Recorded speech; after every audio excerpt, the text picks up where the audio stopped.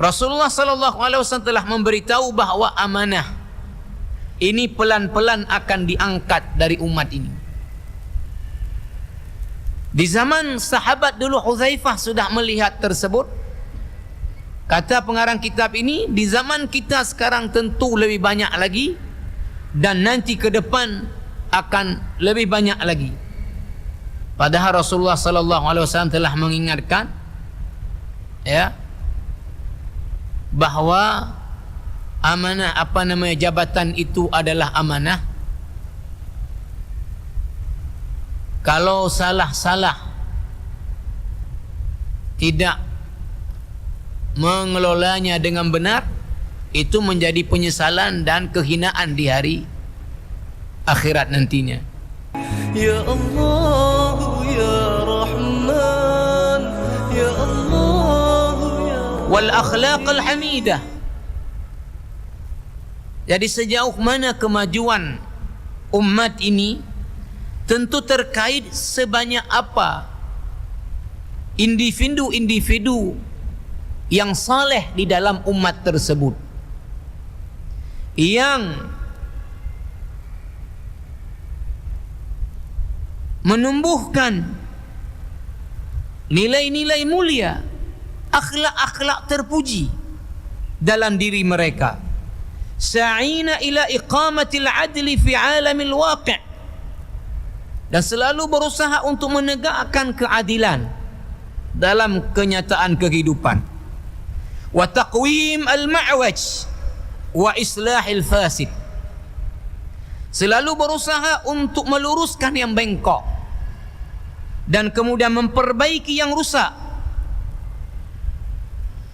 Wa haula'i humul ladzina hamalul amanata allati abad as-samawati wal ardu hamlaha wa ashfaqat min dzalika. Inilah orang-orang yang mau membawa amanah yang langit-langit dan bumi enggan membawanya dan takut untuk membawa amanah tersebut, sebagaimana firman Allah dalam surat Al-Ahzab ayat 72, Inna aradna al-amanata 'ala as-samawati wal ard wal jibali fa abayna an yahmilnaha wa ashfaqna minha wa hamalaha al-insan innahu kana zaluman jahula.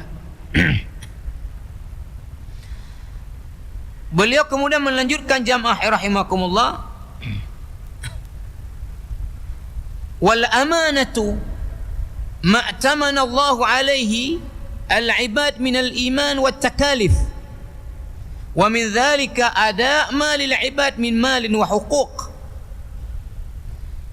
Bahwa amanah itu adalah sesuatu yang Allah Subhanahu wa ta'ala bebankan kepada para hambanya.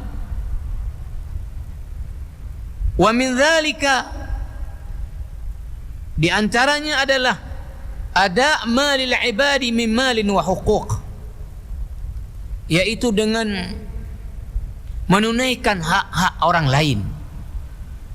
Wa qad akhbar Rasul sallallahu alaihi wasallam anna hadhihi al-amanah saturfa' wa hadha ar-raf'u tadriji.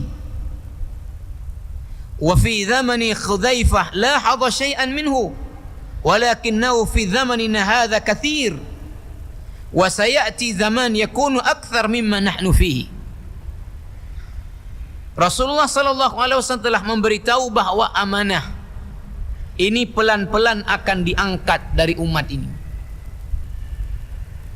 Di zaman sahabat dulu Hudzaifah sudah melihat tersebut.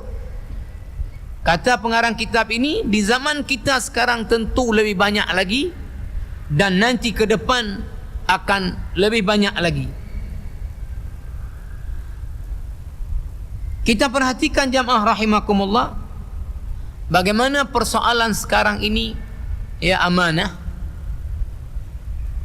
Ini musim caleg-caleg ya.